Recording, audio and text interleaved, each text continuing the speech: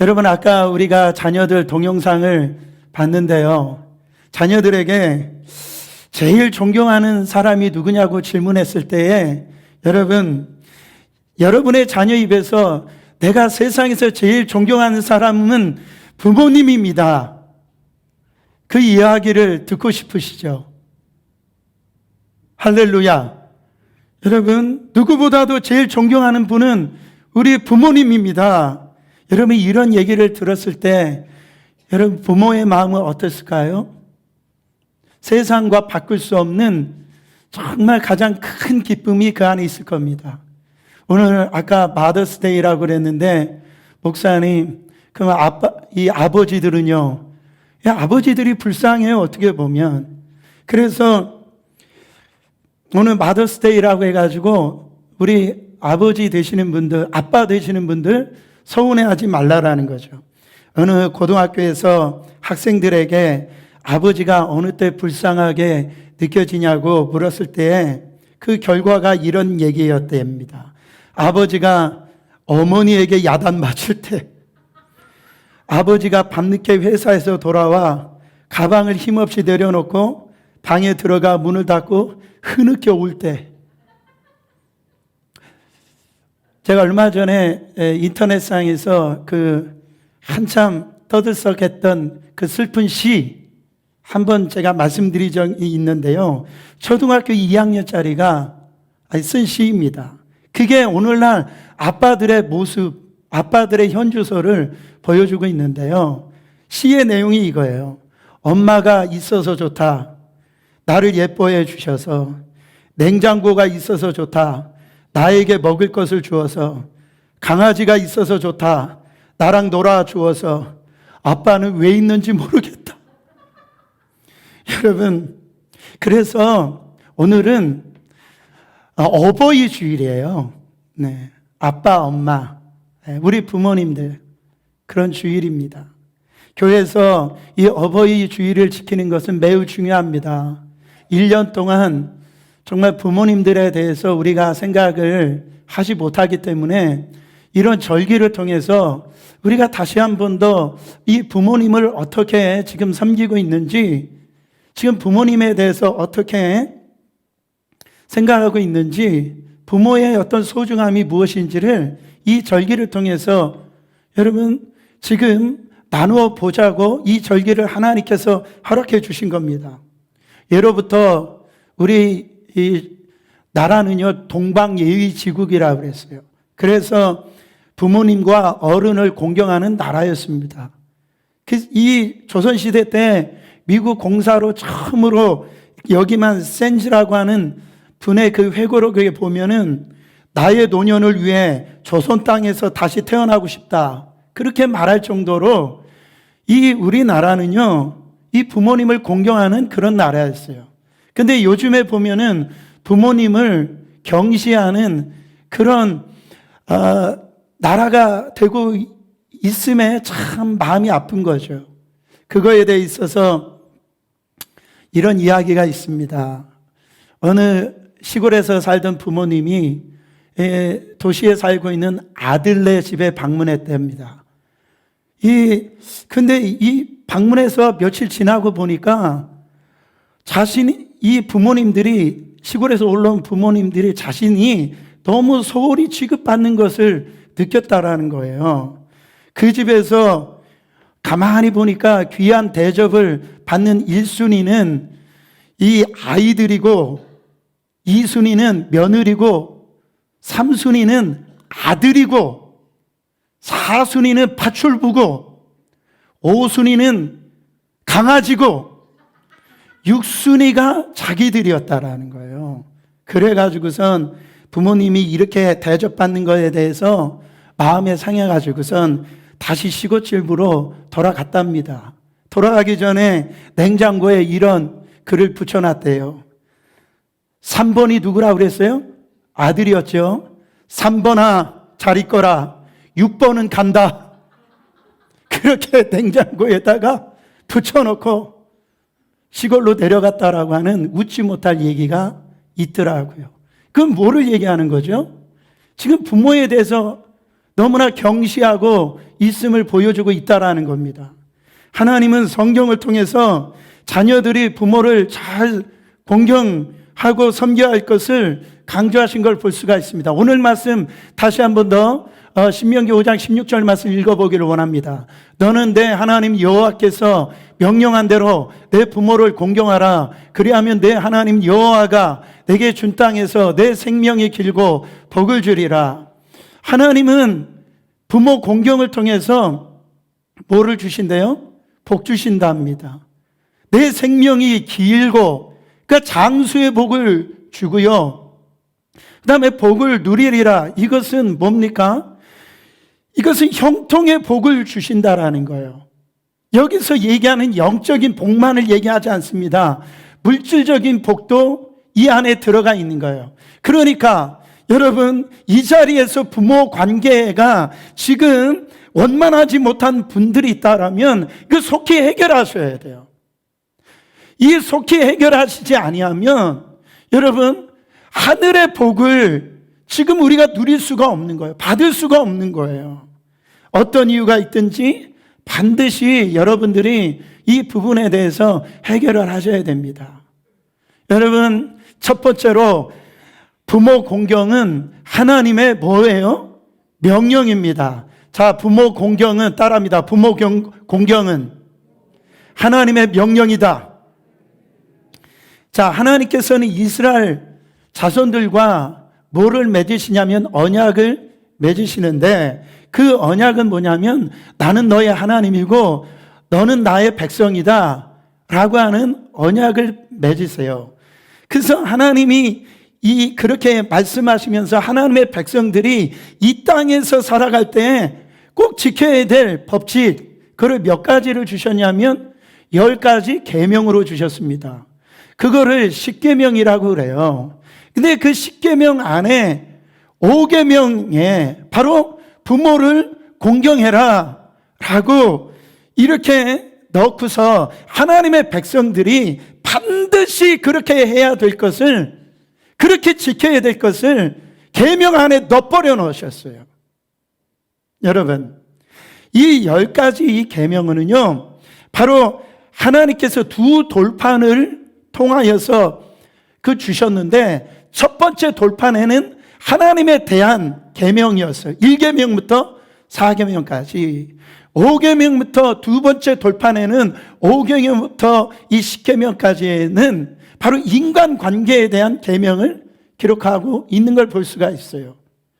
여러분, 사람과의 관계의 계명에서 첫 번째로 나오는 것이 내 부모를 공경하라고 하는 것이었는데, 그러다 보니까 전통적으로 내 부모를 공경하라, 이 5번째 계명을 사람과의 관계에 대한 계명으로만 지급해 와 있다라는 거죠.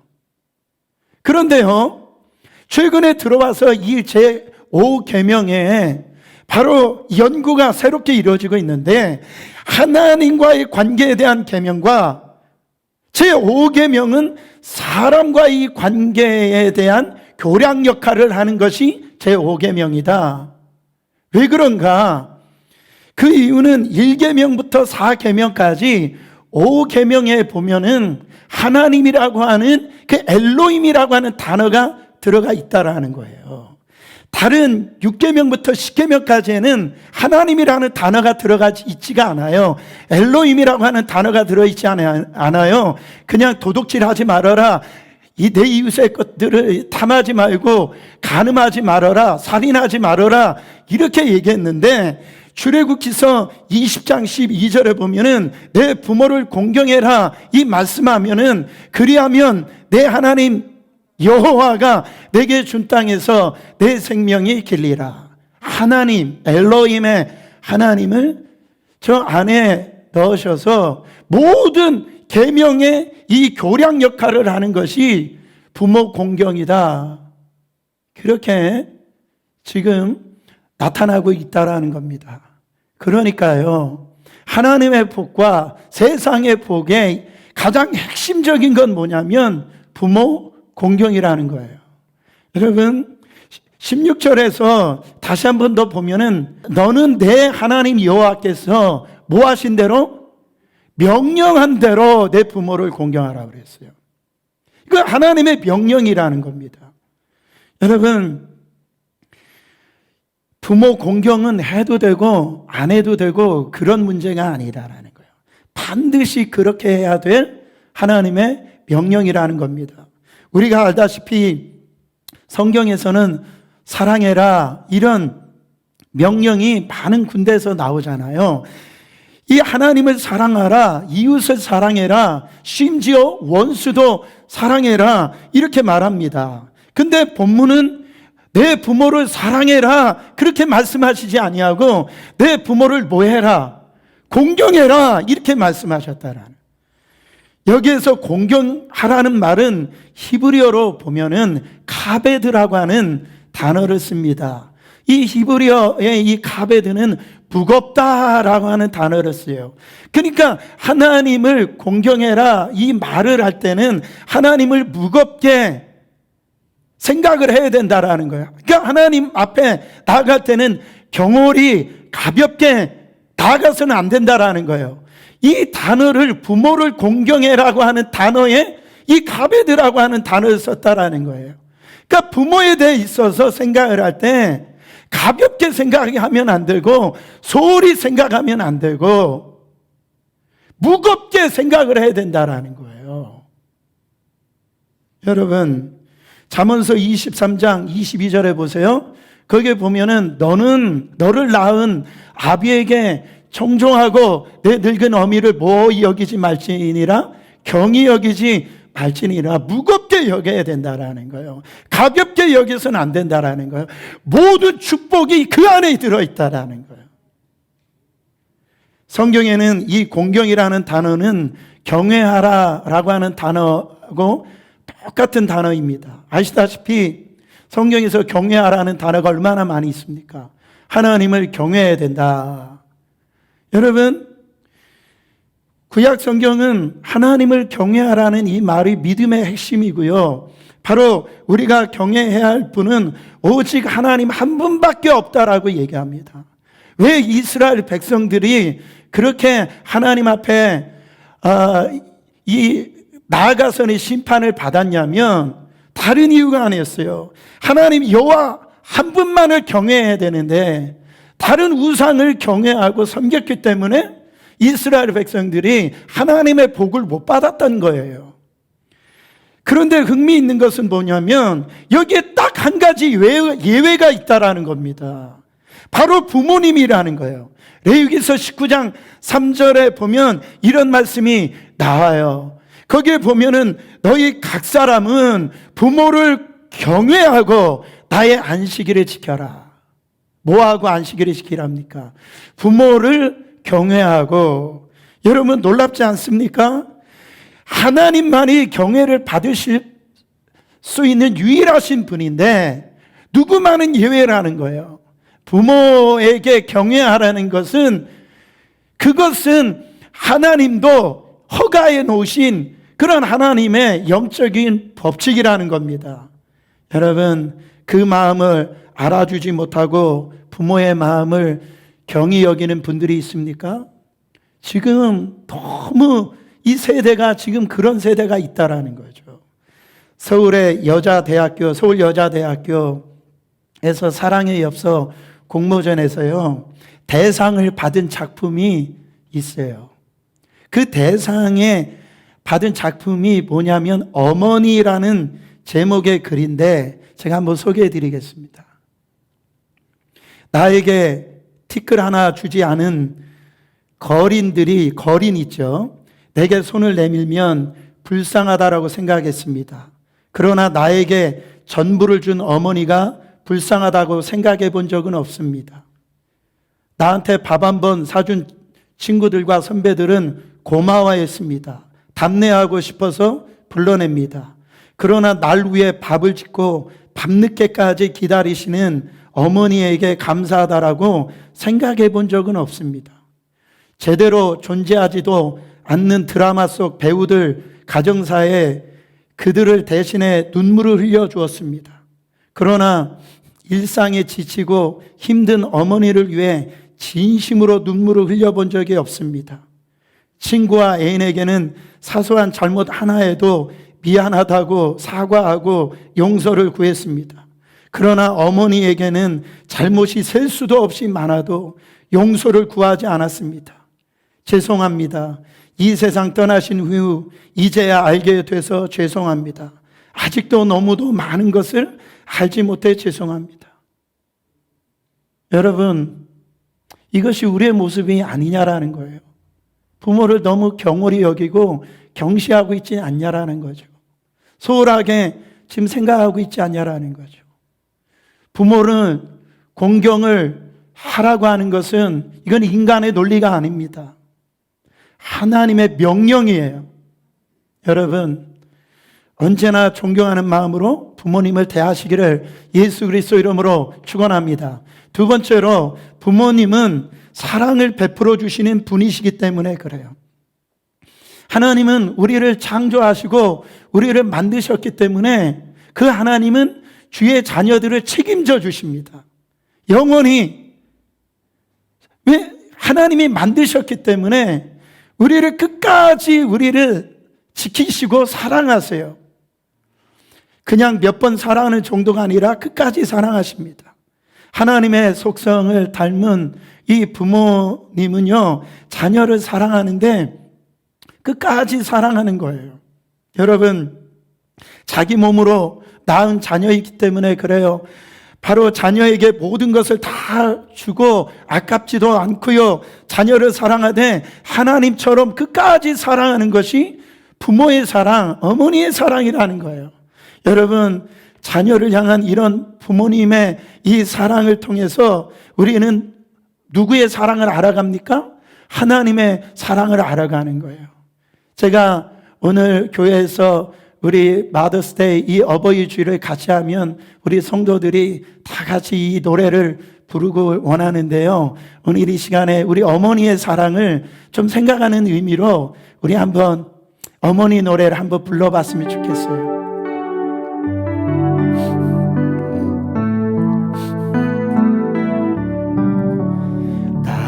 실제 괴로 다 잊으시고 길을제의 밤낮으로 애쓰는 마음, 진 자리 마른 자리 가라니시며 손발이 다닳도록 고생하시네. 하늘 아래 그 무엇이 놀다리요. 어머님의 희생은 가히 없어. 자, 2절 어려선 안고 업고 올려주시고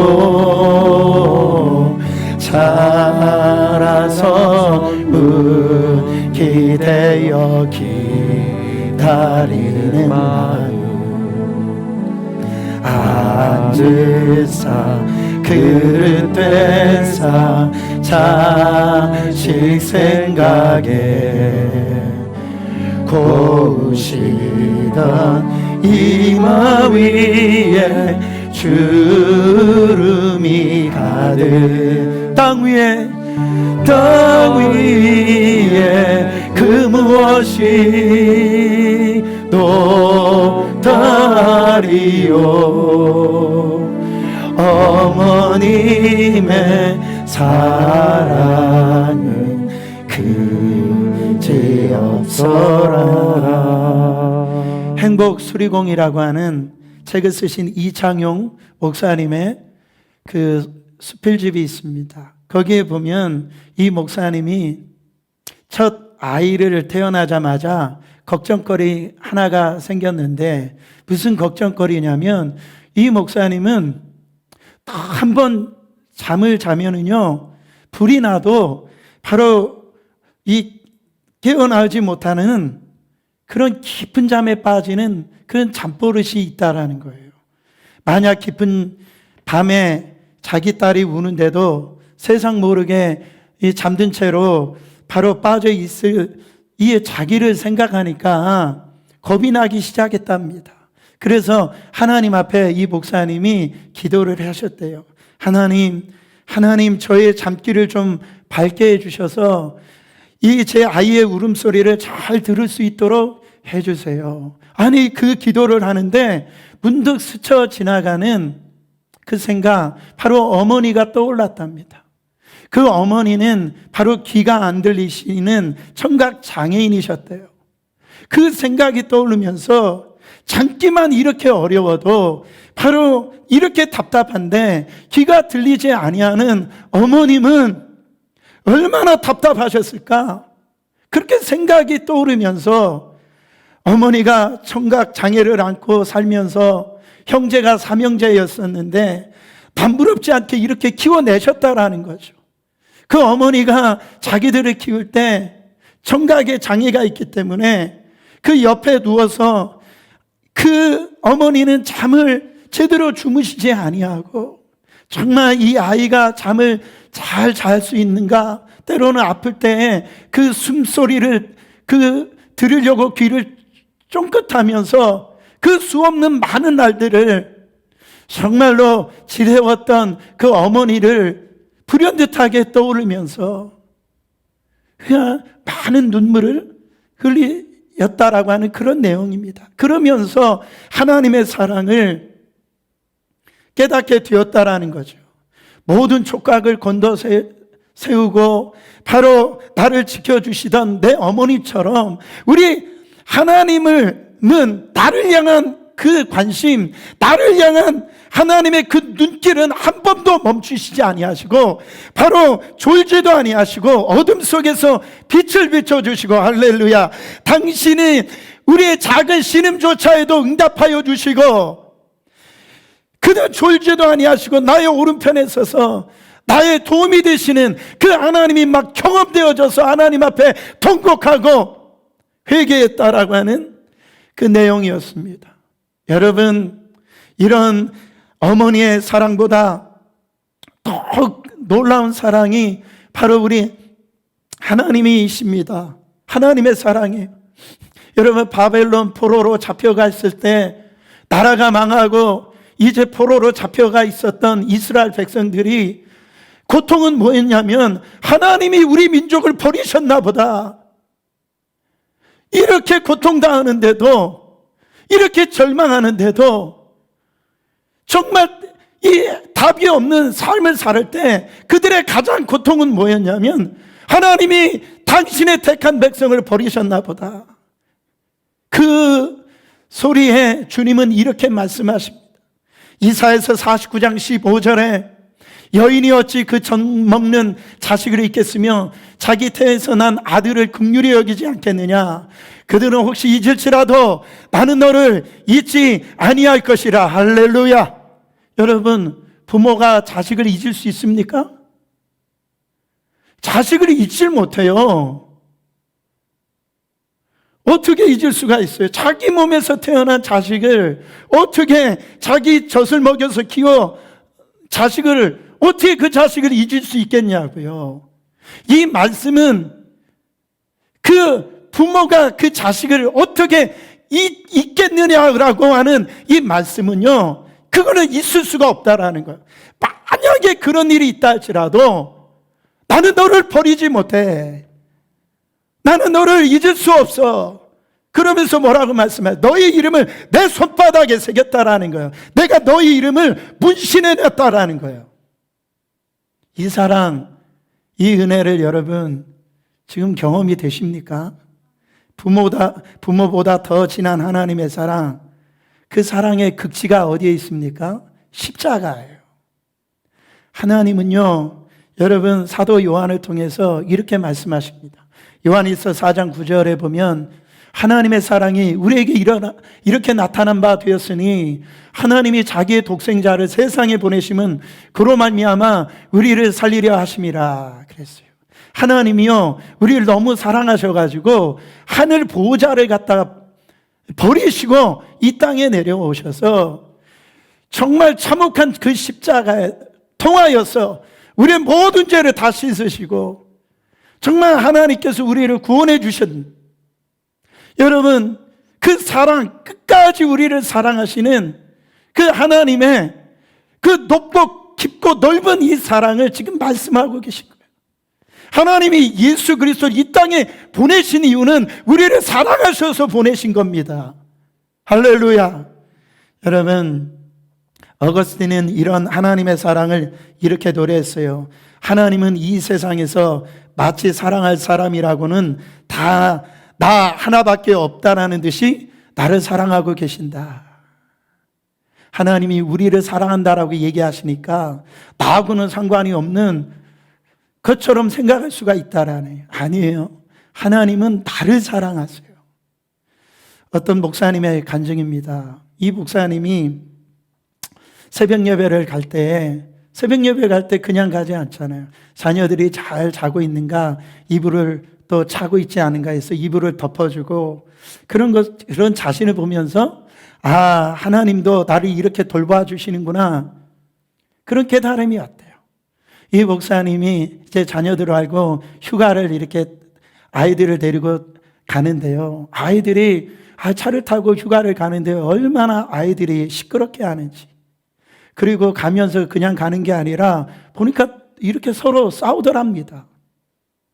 그 모습을 보면서 자기 자신을 이렇게 돌아보면서 하나님 앞에, 이 목사님의 표현입니다, 아무리 하나님 앞에서 깽판을 쳐도 하나님은 나를 버리시지 않겠구나, 그런 마음이 오더래요. 아이들을 키우면서 누구나 경험하는 거 아닙니까? 그래서 차 안에서 싸우는 아이들에게 수없이 그렇게 얘기를 했다는 거예요. 너희들 싸우면 여기에다가 내려놓고 갈 거야 라고 했지만 단 한 번도 내려놓은 적이 없답니다. 그러면서 너희들 셋 때까지 기회를 준다? 그래가지고 그 숫자를 카운트하는데 하나, 둘 반, 반에서 반. 여러분, 부모의 사랑인 거죠.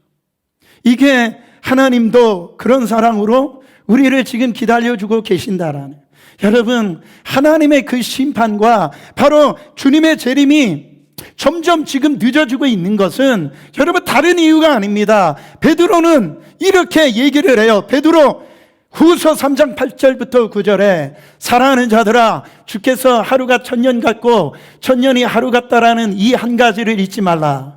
주의 약속은 어떤 이들이 더디다고 생각하는 것 같이 더딘 것이 아니라 오직 주께서는 너희를 대하여 모아사 오래 참으사 아무도 멸망하지 아니하고 다 회개하기에 이르기를 원하시느니라. 여러분, 주님이 지금 인내하고 계시는 거예요. 기다리고 계시는 거예요. 하나님의 사랑을 가장 많이 닮은 사랑이 부모님의 사랑입니다. 여러분, 부모의 은혜와 사랑을 생각할 때 자기보다도, 자기 자신보다도 부모를 자기 자신보다도 자식을 더 중요하게 생각하는 거. 여러분, 자녀를 위하여 자신의 삶을 기꺼이 이렇게 내어주는 희생과 사랑이 모든 부모의 사랑이라는 겁니다. 하나님의 사랑이 부모의 사랑 안에 다 감춰져 있다라는 거예요. 그렇기 때문에 부모를 공경해야 된다라는 거예요. 여러분, 세 번째로 하나님은 부모를 공경하는 자에게 뭐를 주세요? 결론적으로 복을 주십니다. 오늘 읽었던 말씀 다시 한 번 더 봉독합니다. 너는 내 하나님 여호와께서 명령한 대로 내 부모를 공경하라. 그리하면 내 하나님 여호와가 내게 준 땅에서 내 생명이 길고 복을 누리리라. 에베소서 6장 3절에 보면은 내 아버지와 어머니를 공경해라. 이것이 약속 있는 첫 계명이니 이로써 내가 잘되고 땅에서 장수하리라 그랬어요. 그러니까 하늘의 복은 어디로부터 흘러오게 되어 있다고요?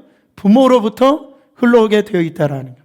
여러분, 그 복을 부모에게 줬다라는 겁니다. 부모로부터 여러분 통화에서 받은 가장 놀라운 복은 뭐냐면요, 다른 게 아니에요. 이스라엘 족장에게 하나님께서는요 바로 복을 나눠줄 수 있는 그 권세를 주셨어요. 축복권을 주셨어요. 자녀들에게 이 축복의 통로를 바로 부모에게 줬다라는 거죠. 야곱의 이야기에서 알 수 있듯이 이삭이 야곱을 축복했어요. 그리고 야곱이 그 아들들 12아들을 하는데요, 나중에 그 므낫세하고 에브라임을 축복할 때는 손을 어긋나게 축복을 합니다. 그 어긋난 그 축복 기도가 므낫세와 에브라임의 운명이 바뀌어버려요. 여러분, 가정에서 아버지가 가지고 있는 그 영적인 이 권위는 축복권입니다. 사랑하는 부모님들, 특별히 이 아버지 되시는 분들은요, 여러분 아이에게 축복권이 있다라는 거, 이걸 믿으셔야 됩니다. 그 복을 나눠줄 수 있는 그 복을 이 축복권을 아버지들에게 줬다라는 거예요. 부모로부터 자녀에게 영적 축복이 흘러가는 겁니다. 여러분, 부모로부터 흘러나오는 영적 축복 중에 가장 큰 축복이 뭡니까? 그 부모가 믿고 있는 하나님을 내가 지금 믿고 있는 하나님이 됐다라는 거예요. 여러분, 믿음을, 구원의 복을 물려받는 복입니다. 부모가 예수를 믿고 있기 때문에, 하나님을 믿고 있기 때문에 그 부모 밑에서 태어난 자녀들은 여러분 그 속에서 살기 때문에, 부모가 예수를 믿기 때문에 자녀들도 자연스럽게 예수님을 알고 예수님을 믿고 예수님의 자녀가 되어지는 그 복이 가장 큰 축복이라는 거예요. 저는요 다른 것은 다 부럽지 않은데요, 예수 잘 믿는 가문, 잘 믿는 그 부모님들을 보면은요 그렇게 부러울 수가 없어요. 저희 부모님, 저희 아버지는 술 먹고 그런 부모님이었기 때문에 그래요. 아버지였기 때문에 그래요. 여러분, 아직도 기회가 있습니다. 가장 놀라운 복은 뭡니까? 내가 만난 그 예수님이 나의 자녀들이 그 복을 누리고 있다고 한다면 여러분들의 부모님들은 잘 살고 계시는 거예요. 이게 하나님으로부터 받은 놀라운 축복입니다. 여러분, 성경에 보면 부모를 공경하고 하늘의 복을 받은 사람들이 나오는데요, 그 대표적인 사람들이 누굽니까? 노아의 두 아들입니다. 노아가 홍수가 끝나고 난 다음에 포도 농사를 짓고 난 다음에 너무 풍족해가지고 거기에서 포도주를 마시고 술에 취해서 그냥 다 인사불성으로 자기 옷을 다 벗고선 자고 있는 거예요. 근데 그 두 아들, 그 수치 가운데 있는 그 두 아들 셈과 야벳은요 그 수치를 보지 않으려고 뒷걸음질을 하면서 그 아버지의 허물을 덮어줍니다. 나중에 그 노아가 깨우고 난 다음에 이 바로 셈과 야벳을 그 축복을 해주는 거예요. 근데 함이라고 하는 자녀에게는 바로 저주를 내려서 그 함의 자손들은 지금까지도 고통당하는 걸 볼 수가 있습니다. 모압 여인입니다. 이방 여인 룻이라고 하는 그 여인은 바로 시어머니를 잘 공경하다가 정말 지금까지도 그 복을 받는 그런 여인이 되었다라는 거죠. 성경에 나오는 여인이 되었어요.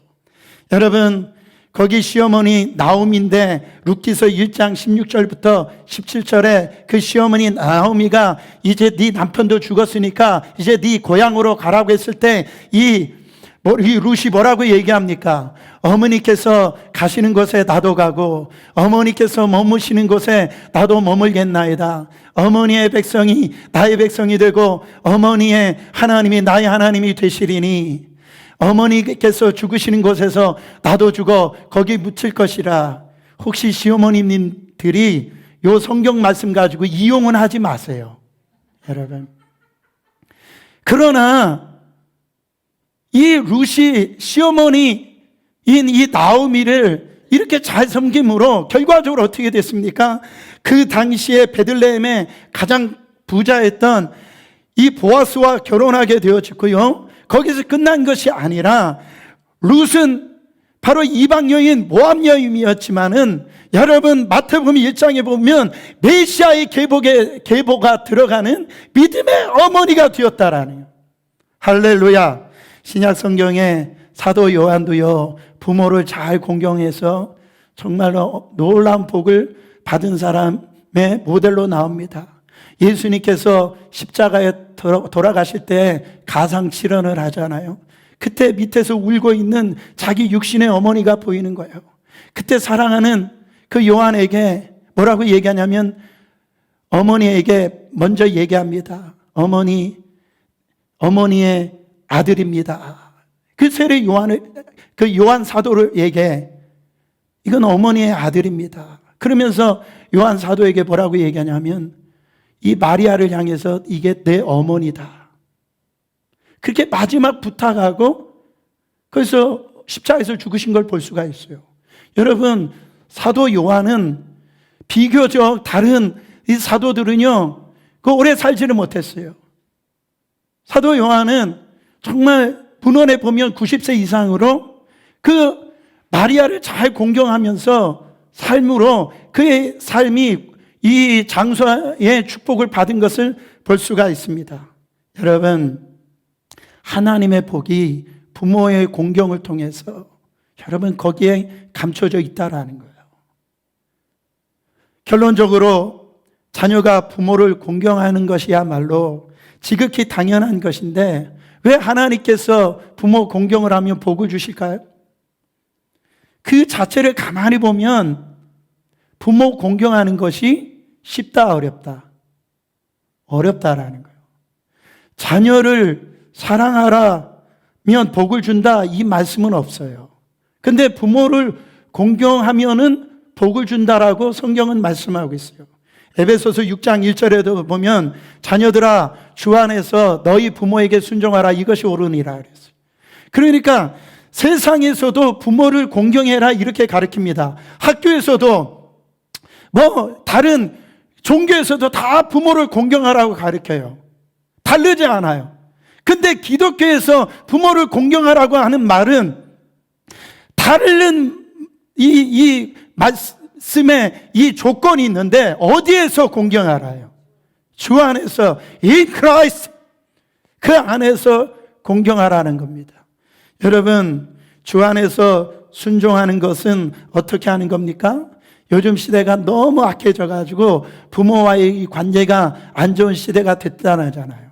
그렇기 때에서 부모하고 이게 등지고 부모와 마음 닿는 그런 사람들이 너무나 많이 있어요. 그리고도 교회를 다니는 분들이 참 많이 있습니다. 부모를 원망하고요, 부모하고 이 관계를 끊고요, 나아가서는요, 서로가 이 상처를 갖고 그냥 사는 분들이 있어요. 통계적으로 보면 청소년 73%가 아버지에 대해서 특별히 부정적인 생각을 가지고 있다고 합니다. 아버지 이미지에 대해 있어서 대표적인 표현이 이와 같대요. 아버지와 나는 모르는 사람 같다. 너무 무능하고 속물이다. 가정의 독재자다. 어머니를 때리는 사람이다. 심지어는 아버지가 빨리 죽었으면 좋겠다. 여러분, 저는 심장이 떨리는 거예요. 이 자리에서 부모님과의 관계가 불편한 분들이 있을 겁니다. 아니면은 시어머니나 그렇게 정말 어려운 분들이 있는지 모르겠어요. 나아가서는 동기 간에 서로가 관계를 끊고 지금 살아가고 있는 분들이 있을지 모르겠어요. 그러면서 이렇게 관계가 깨어진 것은 자기 어떤 수많은 날들 중에서 알 수 없는 자기가 고통을 받았기 때문에 내가 이렇게 부모와 관계를 깨진 것은 그 부모가 무슨 잘못을 했기 때문에 내가 관계가 이렇게 된 것이지, 종종 그렇게 이해를 한다라는 거예요. 그러니까 부모와의 관계가 잘못되어진 것은 전적으로 부모님의 잘못이야. 당신이 그렇게 했으니까 내가 그럴 수밖에 없지. 이렇게 생각하는 이 분들이 많이 있다라는 거예요. 여러분, 이거는 큰 착각입니다. 그렇다면 부모가 흠이 없고 완전한 하고 자기한테 잘한다라고 하면 부모님을 잘 공경할까요? 여러분, 우리가 예수 안에서 놀라운 축복을 받았는데요, 그건 뭐냐면 하나님을 아버지라고 부르는 축복이에요. 여러분, 예수 안에서 누리는 놀라운 축복은 하나님을 아버지라 부르는 축복입니다. 그 아버지는 어떤 아버지입니까? 완벽한 아버지예요. 정말로 그 아버지는요, 우리에게 완전한 사랑을 베푸신 아버지라고요. 여러분, 그런 하나님 아버지가 여러분 안에 지금 있다고 한다면 여러분들은 다 효자고 다 효녀시겠죠? 그렇습니까? 그렇지 않잖아요. 하나님의 뜻대로 살지 못하고 하나님의 기쁨과 자랑이 되지 못하는 그런 자책감이 여러분 안에 있지 않습니까? 그렇게 좋으신 아버지인데도 불구하고 우리가 효자, 효녀가 지금 되고 있냐라는 거예요. 여러분, 아니다라는 걸 알 수가 있습니다. 그러니까 이 부모와 지금 나 사이의 관계가 지금 잘못되어진 것은 이건 부모님만의 잘못이 아니다라는 거예요. 이것은 우리 안에 있는 죄성 때문에 그렇다라는 거예요. 죄성이라는 게 뭡니까? 예수님의 눈으로 부모님을 바라보지 못하게 만드는 거예요. 주 안에서 부모를 바라보라고 그랬는데, 주 안에서 부모님을 공경하라고 그랬는데, 거기에 있는 이 죄성으로, 그 상처로 부모님을 바라보니까 회복이 안 되는 겁니다. 여러분, 효자에게는 어떤 부모도 다 좋은 부모라고 그럽니다. 왜 효자에는 그 어떤 부모라도 다 그 좋은 부모일까요? 효자에게 다 좋은 부모만 있었을까요? 아니죠. 보는 눈이 달랐겠죠. 마찬가지입니다. 여러분, 우리가 예수 믿고 진정으로 주님을 만나고 거듭나지면은 어떤 일이 생기냐면 예수가 내 안에 임하셔요. 예수가 내 안에 임하시면 누구의 마음이 들어오냐면 예수의 마음이 들어옵니다. 예수의 마음이 들어오면 어떤 마음이 생깁니까? 어떤 눈이 열립니까? 바로 예수의 마음과 눈으로 모든 부모님을 바라볼 수 있는 그런 능력이 생기는 거예요. 여러분, 간증하는 분들 보세요. 모든 환경이 아니에요. 부모님들이 잘못했어요. 그러나 그 부모님으로 인하여서 감사하고 간증하고 또 하나님 앞에 영광 돌리는 사람들이 수도 없이 많습니다. 사랑하는 여러분, 우리가 꼭 기억하셔야 됩니다. 하나님과 우리 사이에 있어서 주시는 이 축복이 있는데 부모님으로부터 걸림돌이 되어지면 안 돼요. 여러분, 하나님은 여러분들을 정말 축복하기를 원하세요. 그런데요, 여러분 안에 이 부모님과의 관계가 어떠냐라는 거예요. 축복을 받을 만한 그런 관계가 되었냔 말이죠. 여러분들이 부모라고 한다면 어떤 자녀에게 축복을 해주시겠습니까? 부모를 잘 공경하는 자녀에게 축복을 주시지 않겠냐 말이에요. 여러분, 기가 막힌 것은 이런 겁니다. 신앙을 빙자해가지고 부모님에게 불순종하는 이들이 있다라는 거예요. 마태복음 15장 5절부터 6절 말씀, 너희는 이르되 누구든지 아버지에게나 어머니에게 말하기를 내가 드려 유익하게 할 것이 하나님께 드림이 되었다고, 6절, 그 부모를 공경할 것이 없다 하여 너희의 전통으로 하나님의 말씀을 폐하는도다. 이 말씀이 뭡니까? 예수님의 당시에 경건하다라고 하던 바리새인들과 서기관들에게 하는 말씀이에요. 그 당시에 고르반이라고 하는 그 제도가 있는데요, 이 고르반은 어떤 물건이나 이 사물에 대해 있어서 하나님 앞에 드리기 전에 고르반 하면 이건 하나님 앞에 드려진 물건이기 때문에 어떤 누구도 이것을 갖다 사용할 수도 없어요. 그런데 이것을 잘못 사용해 가지고 바로 부모를 공경하는 데 있어서 이것을 잘못 사용해 가지고 이거를 신앙적으로 아주 불순종하는 것에 대해 있어서 이거를 잘못 이용하는 부분들이 있다라는 겁니다. 여러분, 부모님을 돌보지 않는 핑계를 헌금에 두는 거예요. 이것은 하나님께 바쳐진 것이에요. 물론 제 마음은 부모님을 돕고 싶은데 부모님 이건 하나님께 이미 드려서 어쩔 수가 없습니다. 이렇게 나온다고요. 여러분, 교회에서 봉사하고 교회에서 헌신하고 그런 것이 부모를 갖다가 경홀히 여기고 공경하지 못하는 이유가 되면 안 됩니다. 이건 아주 악한 거예요, 여러분. 부모 공경하지 못하는 것이 교회 섬기고 이렇게 신앙 생활에 이 헌금 생활에 그 부분으로 그것을 자칫 이용한다라고 하는 것은 이것은 하나님 앞에 엄청난 죄를 짓고 있는 겁니다. 사랑하는 여러분, 우리의 문제는 부모에게 공경을 효도해야 한다라는 것을 알지 못하는 것은 아니죠. 문제는 뭡니까? 내 힘으로 안 된다라는 거예요, 결국은. 그래서 어디 안에서? 예수 안에서. 날마다 그 주님이 주신 그 사랑 안에서 그 안에 있으면 여러분, 우리는 육을 이기고 어떤 부모라도 우리는 공경하고 사랑할 수 있다라는 겁니다. 누구를 위해서? 우리가 복받기를 위해서. 여러분, 우리 어린이학교의 성도들의 모든 가정이 하나님의 복을 받고 부모와 자식 간에, 형제지간에 정말 하나님의 복을 누리는 귀한 가정들 되시기를 예수 그리스도 이름으로 축원합니다.